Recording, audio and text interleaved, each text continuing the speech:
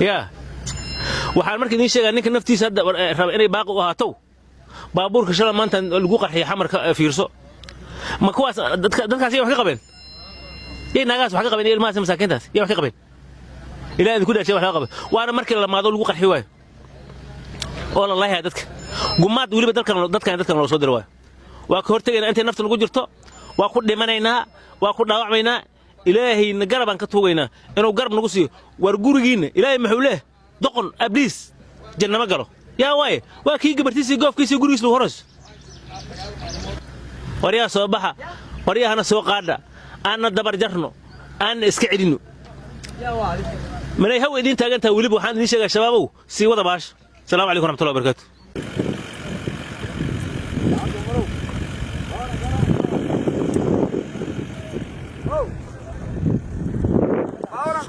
نور دقلة نور دقلة نور دقلة نور دقلة نور دقلة نور دقلة نور دقلة مقاعد هو عنصن نور دقلة علي ريال ريستورانت هكذا متانا ومقاعد كلنا تنا بار نظيف والله سيجنا مقرتي ومقاعدها هو عنصن نور دقلة